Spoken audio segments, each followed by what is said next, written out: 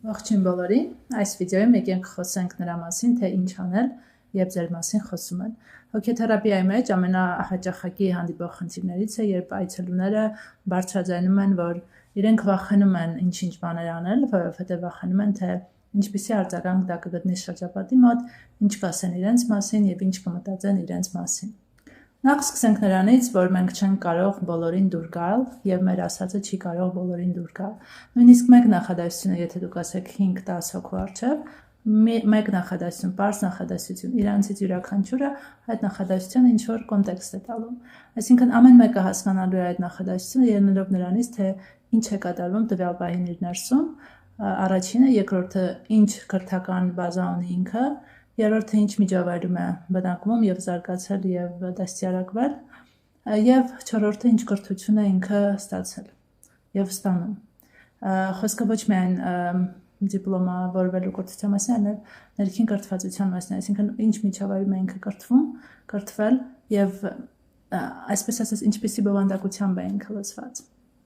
Եվ ելնելով նրանից, որ յուրաքանչյուր մարդ կընկալի ձեր նախադասությունը, ձեր ասածը այս ամենից ելնելով, անհրաժեշտություն ընդհանրապես չկա, թե ով ինչ կմտածի ձեր մասին, որովհետև յուրաքանչյուրը մտածելու է իր սեփական խնդիրներից ելնելով, իր սեփական մտահորիզոնից ելնելով եւ ելնելով նրանից, թե տվյալ պահին ինչ,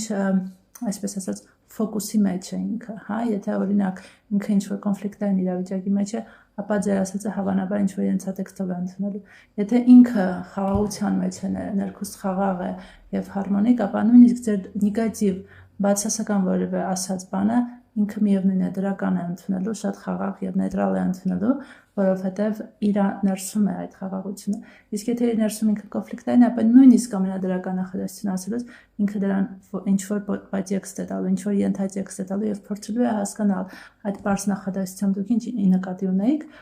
մինչդեռ դուք կարող եք որևէ բաների նկատի չունենաք, այլ ասեք այն ինչ իսկապես մտածում եք եւ զգում եք։ Եվ սրանից ելնելով անհրաժեշտություն չկա ընդհանրապես անհանգստանալ, թե ձեր մասին ինչ են մտածում եւ մտածել նրա մասին, թե ինչ անել, եթե ձեր մասին լավն են մտածում կամ վատն են մտածում։ Հաջորդ բանը պետք է իմանալ, որ բոլորը չեն կարող մեր ասածի կամ մեր արածի մասին դրական կարծիք ունենալ։ Այն մարդիկ, ովքեր ձգտում են բոլորին դուր գալ, այսինքն այն մարդիկ, ովքեր միշտ հարմարվող են, միշտ սեփական հետաքրքրությունները զիջում են հանուն ուրիշի հետաքրքրությունների, միշտ սեփական եսն են զիջում հանուն ուրիշի եւ այլն, ձգտում են լինել լավը, ամենալավը, ամենահարմարվողը, լավ ընկերուհի, լավ դուստր, լավ մայր, լավ քույր եւ այլն, տվյալ